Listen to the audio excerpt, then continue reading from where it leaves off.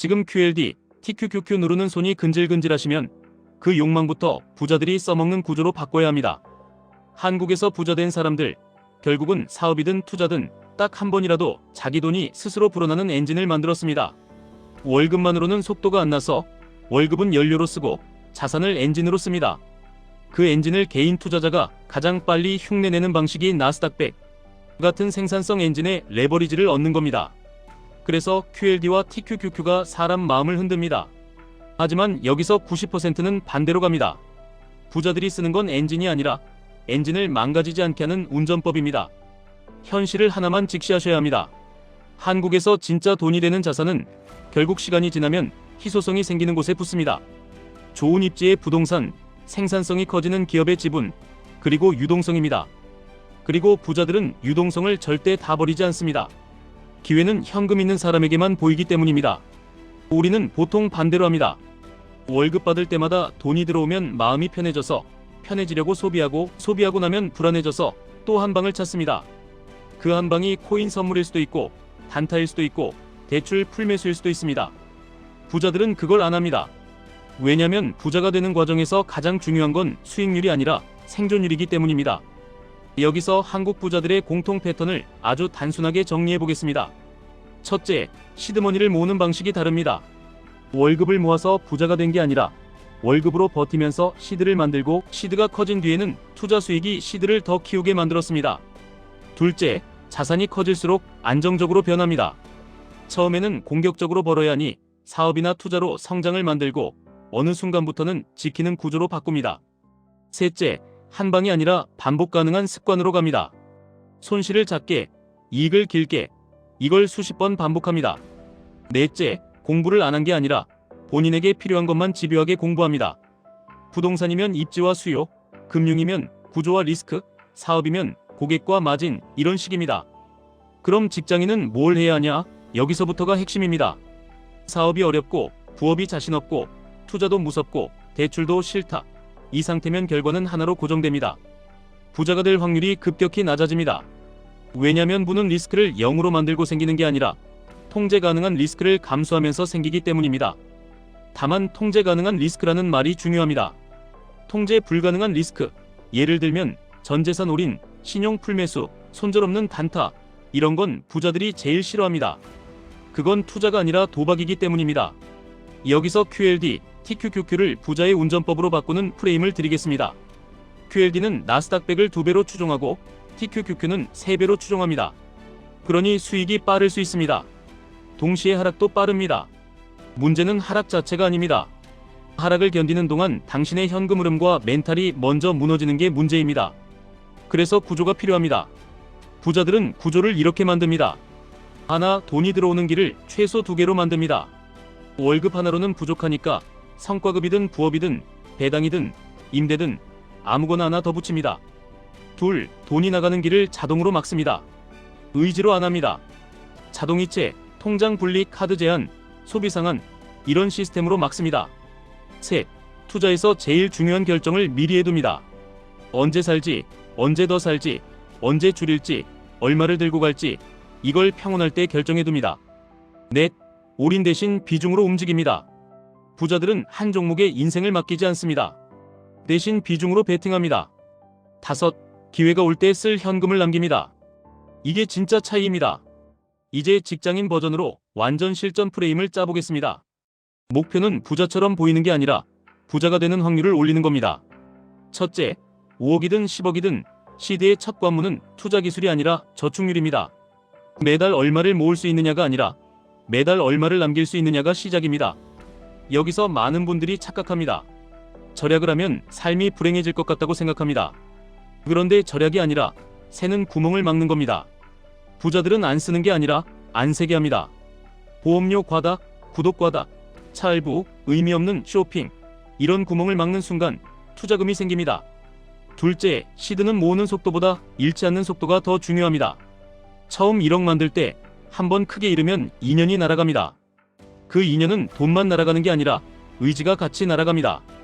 그래서 레버리지는 초반에 더 위험해 보이지만 오히려 규칙이 있으면 더 안전해질 수도 있습니다. 왜냐면 규칙이 없을 때 우리는 감정으로 사고 팔기 때문입니다. 규칙이 있으면 감정이 끼어들 틈이 줄어듭니다.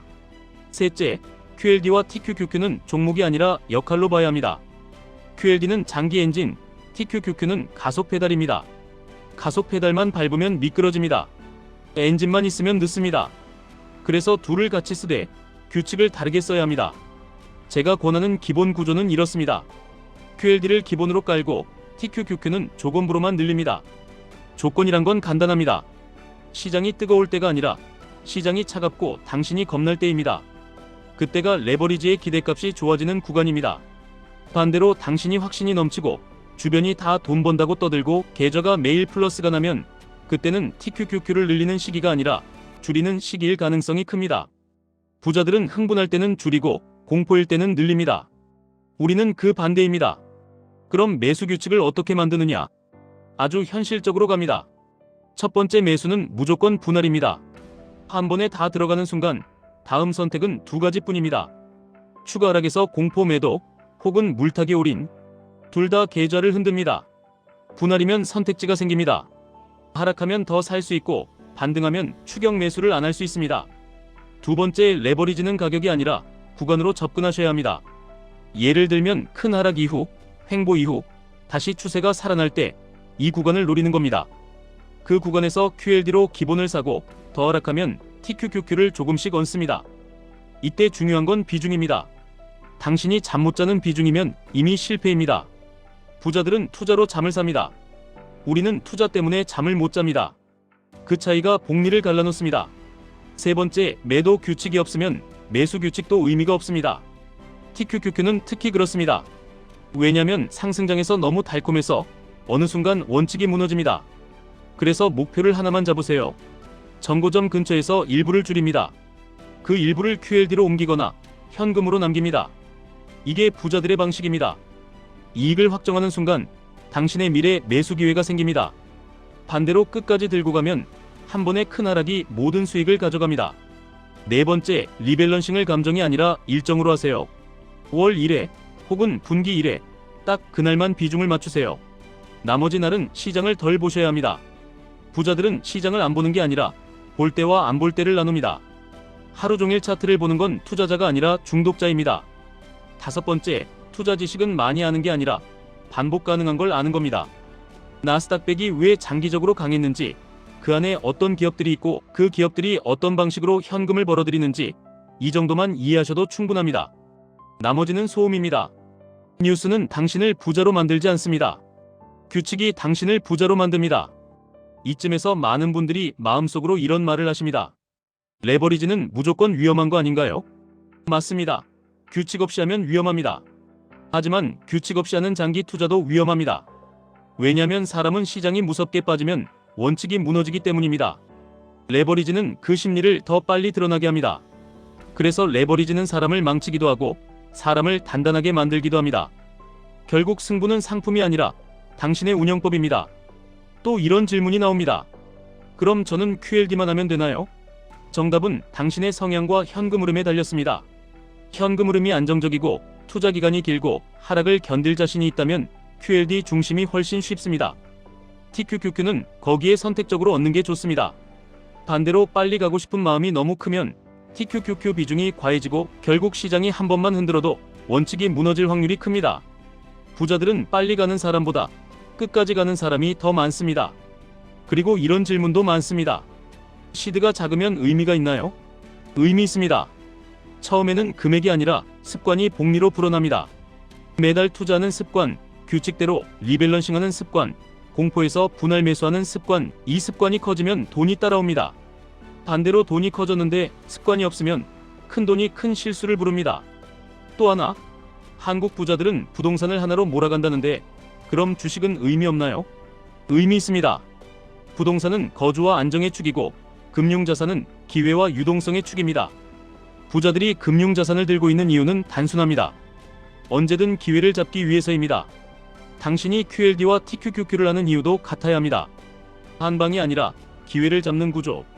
지금부터는 진짜 실행 체크리스트로 마무리해드리겠습니다. 내일부터 할 수 있는 것만 적겠습니다. 첫째, 통장을 3개로 나누세요. 생활비 통장, 투자 통장, 비상금 통장. 비상금은 절대 투자로 안 갑니다. 이 원칙 하나만 지켜도 생존율이 올라갑니다. 둘째, 투자 통장에는 월급날 다음날 자동이체로 돈이 빠지게 하세요. 남으면 투자하겠다는 말은 안 하겠다는 말과 같습니다.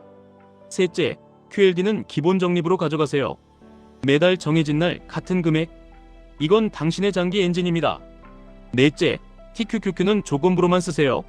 시장이 흔들리고 분위기가 차갑고 당신이 겁날 때 그때만 분할로 얹습니다.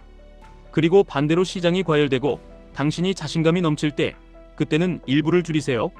다섯째, 수익이 났을 때는 기분으로 늘리지 말고 규칙으로 줄이세요. 수익은 축하가 아니라 다음 기회를 위한 연료입니다.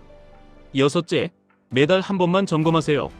자산, 부채, 현금 흐름, 투자 비중, 이 네 가지만 보시면 됩니다.